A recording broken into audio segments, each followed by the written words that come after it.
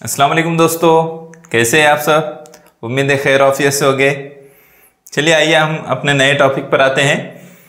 आज हम लोग जो है सही इमला और गलत इमला इस टॉपिक को पढ़ेंगे। इस टॉपिक में हम सही इमला किसे कहते हैं, गलत इमला किसे कहते हैं, कब कौन सा इमला सही कहलाएगा और कब वो गलत हो जाएगा, ये सब बातें आज हम समझने की कोशिश करेंगे। सबसे पहले हम इस बात को समझने की कोशिश करते हैं कि इमला किसे कहते हैं, ताकि हमको आगे की बात आसानी से समझ में आए। देखिए यहाँ पर लिखा है, लफ्ज़ों में सही सही हुर्फों के इस्तेमाल का नाम क्या है, इमला है। लफ्ज़ों में सही सही हुर्फों के इस्तेमाल का नाम है, और जो तरीका उन हुर्फों के लिखने के लिए इस्तेमाल किया जाता है वो रस्म खत कहलाता है। अगर हम जो है जो लफ्ज़ का जो तरीका है लिखने का, अगर वही तरीका अपना रहे हैं तो इसका मतलब यह है कि वो इमला है। लिखने के तरीके को वैसे क्या कहते हैं, जैसे मैंने उर्दू में लिखा हो, उर्दू का तरीका ऐसा है कि हम सीधे तरफ से शुरू करते हैं लिखना, रस्म इस तरह से लिखते हैं, ख़त इस तरह से लिखते हैं, के इस तरह से लिखते हैं, है ना। तो ये जो अंदाज़ है उर्दू का लिखने का, जो अल्फाज की जो साख्त है, जो शक्ल तय कर दी गई है, वो उर्दू का रस्म ख़त कहलाता है। जैसे उर्दू का तो यहाँ पर लिखा है, मराठी का जो रस्म ख़त है तो वो इस तरह से लिखते हैं, है ना। इंग्लिश का रस्म ख़त जो रहता है, हम जानते हैं कि ये जो रहेगा इंग्लिश का लिखने का जो अंदाज़ है, जिस तरह से भी लिखते हैं इंग्लिश वर्ड्स को, तो वो इंग्लिश का रस्म ख़त है, लिखने का तरीका है। ठीक है, वो जो उसके रूल्स रेगुलेशन रहेंगे लिखने के, तहरीर में लाने के, वो सब इंग्लिश का रस्म ख़त कहलाएगा। ठीक है। हाँ, तो इसमें और एक चीज़ समझने की है। एक तो रस्म ख़त बात समझ में आ जाती है कि लिखने का, हुर्फों के या अल्फाज के लिखने का जो तरीका रहेगा उसको रस्म ख़त कहेंगे। लेकिन उन हुर्फों को, उन अल्फाज को, उन लफ्ज़ों को सही सही लिखना जो रहेगा वो क्या कहलाएगा, इमला कहलाएगा। सही तरीके से अगर लिखा जा रहा है कोई अल्फाज तो वो इमला है, वरना इसको लिखने में भी कई सारी गलतियाँ हो जाती है। लिखने में ही गलती हो जाती है, या इस्तेमाल लिखने में गलती हो जाती है। कहीं पर सोशे ज़्यादा हो जाते हैं, कहीं पर कम हो जाते हैं, कहीं पर ज़ेर ज़बर के फ़र्क हो जाते हैं। तो इस तरह की चीज़ें भी इमला को गलत बना देती है, जो सही लफ्ज़ है उसको गलत कर देती है। इस वजह से हम कहते हैं कि गलत इमला है। और अगर बिल्कुल सही लिखा है, जैसे इसको मैं रस्म ख़त, तो ये सही इमला हो गया रस्म ख़त का, है ना। तो इस तरह ये देखिए, ये क्या लिखा है, ये है सीहत, सेहत, सेहत, है ना। तो ये जो लफ्ज़ है जिसको हम आमतौर पर सेहत बोलते हैं, तो वो है पर तजदीद के साथ है पर तजदीद है, उसकी आवाज़ डबल आएगी। तो जब हम सही अंदाज में किसी अल्फाज को लिखते हैं तो वो इमला कहलाता है। बिल्कुल सही अंदाज में लिखना, रस्म ख़त के मुताबिक सेहत के साथ लिखना, ये क्या कहलाता है, इमला कहलाता है। इमला कहते हैं इसको, यानी जो लिखने का तरीका है उसके मुताबिक सही अंदाज से अगर लिखा जा रहा है तो वो क्या है, इमला है। बात समझ में आ रही है। ठीक है, आगे बढ़ते हैं और भी क्लियर होगी चीज़ें। ठीक है, आगे देखिए, अभी थोड़ा और समझ लेते हैं। लफ्ज़ की जमा क्या है, हमने हुर्फों के बारे में हमने पढ़ा था।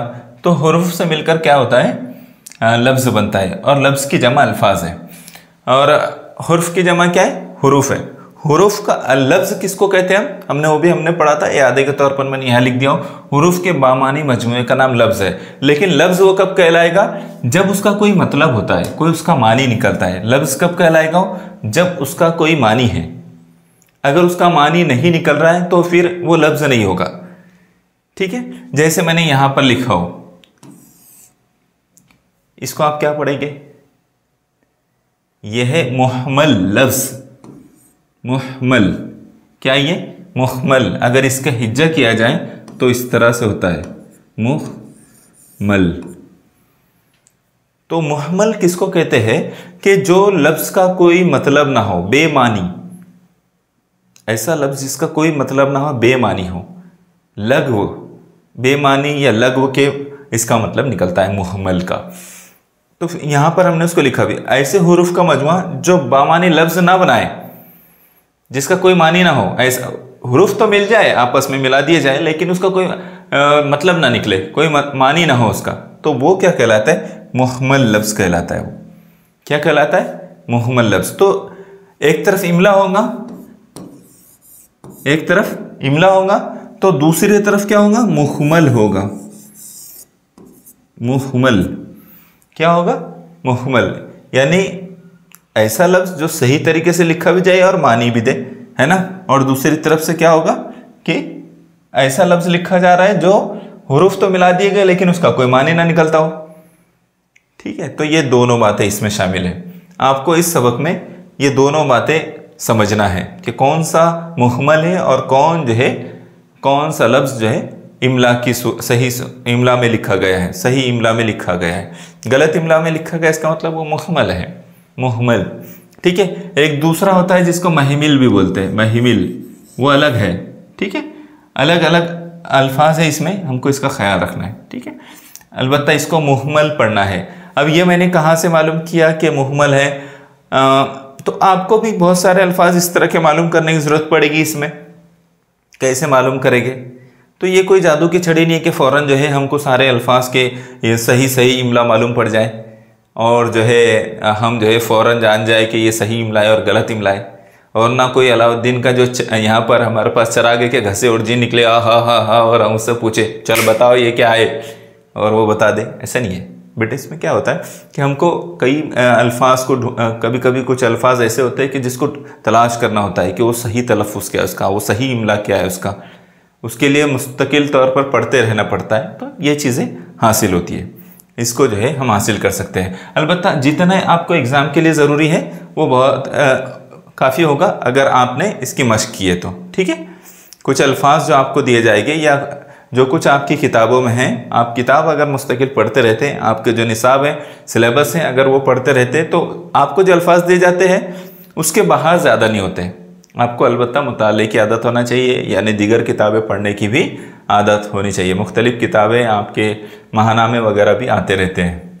ठीक है, वो जो अल्फाज है, ये जो मुहम्मल अल्फाज है, ये कहाँ से मुझे मैं उसको सही से देख पाया हूँ, तो मेरे पास में 2 किताबें हैं जो मैंने इस इमला को पढ़ने के लिए कोशिश किया कि मैं उसको फॉलो करूँ। देखिए, ये एक किताब है, इसका नाम है सिहत अल्फाज और ये सैयद बदरुल हसन साहब की किताब है। इसमें अल्फाज, कौन से अल्फाज गलत लिखे जाते हैं, कौन से सही अल्फाज हैं, उनका तलफ़ुज़ क्या है, ये बात बताई गई है। और दूसरे जो एक किताब है उर्दू इमला, रशीद हसन खां साहब की किताब है, तो इसमें भी हमको इमला सीखने को मिलता है। लेकिन अभी इसमें ज़्यादा तफसील से मुझे आपको नहीं बताना है, इसके लिए मैं कभी अलहदा से कोई टॉपिक कभी हम जो है इमला क्या होता है और उसकी तफसीलात क्या है वो हम किसी वक्त पढ़ेंगे। आपके एग्ज़ाम की तैयारी के हिसाब से अभी जितना ज़रूरी है हम उतना ही बता रहे हैं आपको, फिर कभी इंशाल्लाह बहुत तफसील के साथ इमला समझाएगी हम आपको। ठीक है, चलो अभी कुछ हम सवालात की मशक करते हैं कि आपको किस तरह के सवालात इसमें आते हैं। ठीक है, सवाल क्या दिया गया, दर्ज झेल अल्फाज में से सही लफ्ज़ पहचानिए। सही लफ्ज़ क्या करना है, पहचानना है। सही लफ्ज़ को जो है पहचानना है इसमें से। अभी देखो पहले सवाल में देखिए क्या लिखा है,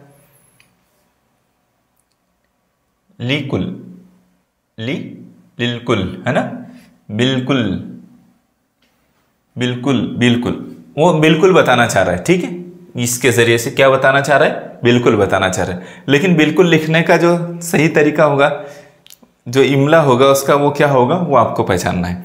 और अगर आपने जो है याद रखा होगा तो इस पर हम लोगों ने अल्फाज की मशक भी किए थे। ठीक है, तो या फिर नहीं आपने देखा होगा तो आपने जो है हुरूफ कमरी और हुरूफ शमसी वाला वीडियो भी जो है इस चैनल पर मौजूद है, उसको देखना है। ये जो होगा बिल्कुल सही, तो वो ये वाला होगा। क्यों? क्योंकि ये हुरूफ कमरी वाला है जिसमें अलिफ और लाम दोनों होता है, लेकिन अलिफ की आवाज़ नहीं पड़ी जाती। अलिफ और लाम होता है लेकिन अलिफ की आवाज़ नहीं पड़ी जाती, लाम की आवाज़ पड़ी जाती।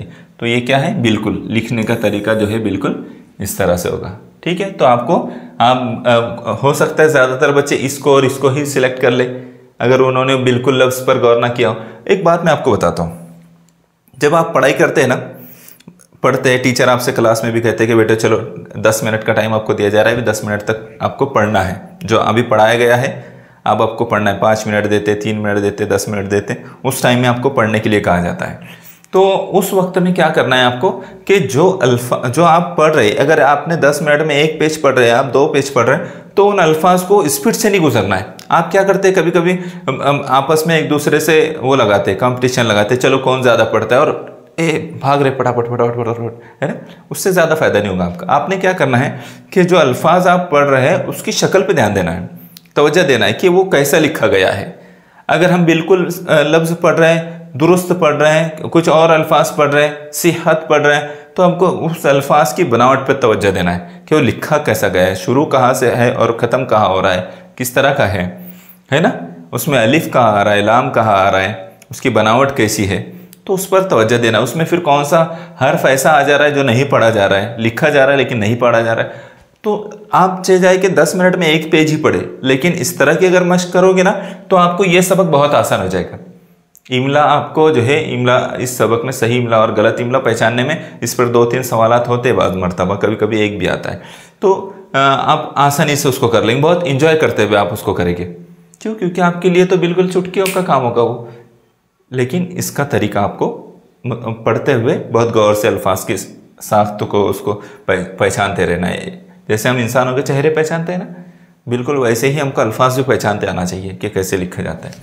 देखिए दूसरा सवाल, ये इम्तिहान लिखने की कोशिश की गई है ना, तो इम्तिहान कैसे लिखा गया है, देखो अलिफ के बाद आयन मिला दिया गया है ना। यहाँ पर इम्तिहान कैसे लिखा गया है।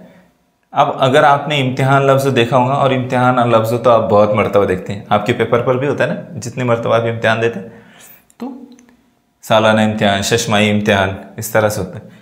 तो हमारा जो जवाब होगा वो ये होगा, क्या होगा, इम्तिहान। सही इमला ये है। इन चारों में सही इमला कौन सा होगा, सही लफ्ज़ कौन सा होगा, ये होगा इम्तिहान। हाँ, अब तीसरे सवाल में देखो, मजदूर, मजदूर, ये क्या होगा, मजदूर, मजदूर, ये मजदूर, मजदूर है ना। ज के भी अलग अलग आवाज़ें होती है ना, तो इसमें भी सही कौन सा है, ये सब सही नहीं है। ये क्या होता है, आप लोगों को कभी कभी जो है ना गलतफहमी हो जाती है कि ये जे है तो ये इस तरह से जे आ गया है अल्फाज से मिलकर। यहाँ ये गलतफहमी में नहीं पढ़ना है आपको। जाल और दाल जब भी किसी इसमें मिलता है ना, ड भी आए, ठीक है, ये जब किसी अल्फाज से मिलते हैं ना तो उनकी शक्ल जे जैसी दिखाई देती है। ये जाल है, क्या है, लेकिन वो जे जैसी शक्ल इख्तियार कर लेता है। और अगर फिर जे आएगा तो वो कैसा आएगा, तो वो इस तरह से आएगा, है ना, इस तरह से आएगा, उसकी शक्ल इस तरह की हो जाएगी। जैसे यहाँ देखिए जे, इसकी शक्ल देखिए, यहाँ देखिए किस तरह से उसकी शक्ल है। तो आपको उस शक्ल पर भी ध्यान देना है कि दाल, जाल, ये किस, जब इससे मिल जाते हैं, किसी अल्फाज से मिलते हैं, तो उनकी शक्ल जो है जे जैसी दिखाई देती है ना, जे रे जैसी दिखाई देती है, लेकिन वो होते नहीं है, जे और रे नहीं बन पाते, ठीक है। तो हमारा यहाँ जो मजदूर है चौथे नंबर का, ये हमारा सही जवाब होगा, ठीक है। चौथा सवाल देखिए, इसमें से हमको जिस लफ्ज़ को हम सिमत बोलते हैं दरअसल में वो भी समत है, तो कौन सा समत सही होगा, क्या ये समत है सही, या ये समत सही है, या स्वाद से आने वाला समत सही है, या तोय वाला समत सही है। तो हमारा जो समत सही होगा तो वो ये सही है, सीन से आता है, सीन मीम ते, है ना, समत, ठीक है। अब पांचवा सवाल देखिए, इसमें हमको सही लफ्ज़ पहचानना, यूनिवर्सिटी, यूनिवर्सिटी, लेकिन यहाँ पर डबल या लिया है, ठीक है, यूनिवर्सिटी, तो योनो और सिटी कर दिया है, लेकिन अगर जल्दबाजी में रहेंगे हम तो समझेंगे कि किसी को भी कर देंगे, ठीक है, यूनिवर्सिटी थोड़ा ज़्यादा हो गया है ना, तो इस तरह से किया गया है, लेकिन सही क्या है, ये है। अब अल्फाज आपको मालूम होने चाहिए, एक मरतबा भी तो आपके नज़र से गुजरे हुए अल्फाज होना चाहिए कि आप उसको सही तरीके से पहचान सकें, ठीक है। अगले कुछ सवाल देखिए, ज़्यादा सवालात की मैंने मश्क नहीं रखा हो, 3 सवाल सिर्फ यहाँ पर, ठीक है। ये सवाल देखिए, क्या दिया गया है, दर्ज झेल जुमलों में इमला के लिहाज से गलत लफ्ज़ का दुरुस्त इमला पहचानना है हमको मुतबादिल में से, ठीक है, दुरुस्त इमला पहचानना है। यहाँ पर एक जुमला दिया गया है, नामाकुल यहाँ बैठा है और हम नाहक परेशान हो रहे हैं, आपके दिमाग में घंटियां बजी बजी होगी। क्यों? आपको याद आया होगा यार ये तो सबक, ये मैंने ये जुमला तो पढ़ा है, शायद गब्बासी की सजा में हो ये। हाँ वही है, नामाकुल यहाँ बैठा है और हम नाहक परेशान हो रहे हैं। गब्बासी की सजा जो सबक है उसमें है ये। जो बच्चे पढ़ते हैं उन्होंने पहचान लिया होगा। ठीक है, तो अब इसमें कौन सा लफ्ज गलत है? तो जाहिर सी बात है ये लफ्ज जो है गलत है, ये लफ्ज गलत है।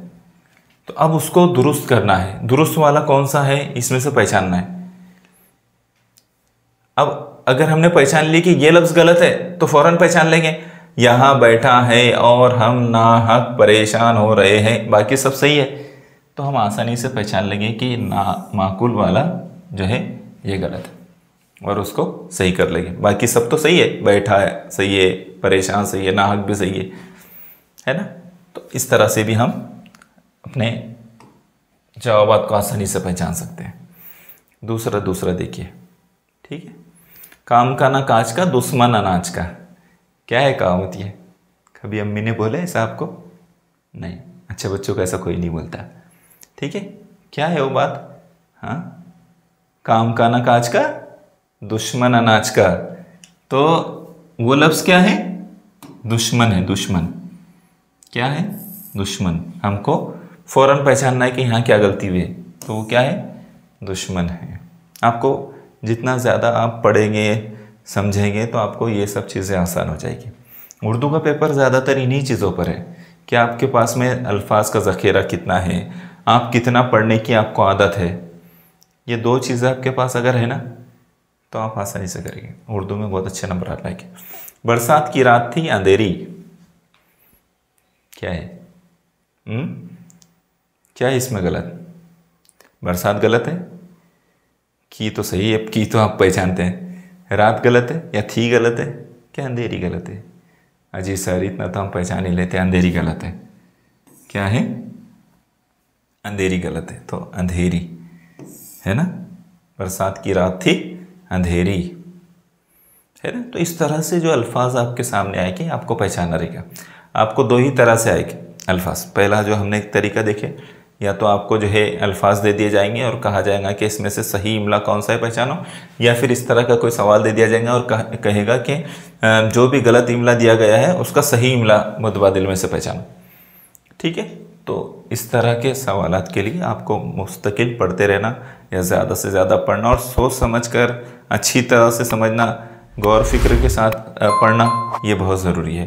ठीक है, तो हमने अभी इसमें बहुत गहराई में नहीं गए हम, क्योंकि बहुत अगर इसमें जाएंगे ना तो बहुत अल्फाज है उसमें, बहुत ज़ख़ीरा अल्फाज का इमला के नाम पर बहुत ज़्यादा बहस है उसके अंदर, लोगों की डिस्कशंस है, तो हमको अभी उसमें नहीं पढ़ना है। ठीक है, तो यहाँ पर ये सबक हमारा कंप्लीट हुआ। हमने इमला किसे कहते हैं, रस्म ख़त किसे कहते हैं, और फिर इमला के अलावा में जो लफ्ज़ होता है मुहम्मल लफ्ज़, मुहम्मल, तो वो क्या होता है ये हमने समझा और कुछ सवालात की हमने मशक किए। उम्मीद करता हूँ आपको ये बात समझ में आ गई होगी और यकीनन समझ में आएगी। और मैंने आपको एक बात कहा था, याद है? अल्लाह ताला से दुआ करना है, अल्लाह हमारे इल्म में इजाफ़ा कर, हमें नाफ़े इल्म अता कर, नफ़ा बख्श इल्म अता कर, है ना। ये दुआएं करते रहे, अल्लाह ताला हमें मज़ीद तरक्की देंगे इंशाल्लाह। ठीक है, चलो हम यहाँ पर ख़त्म करते हैं। जज़ाकल्लाह।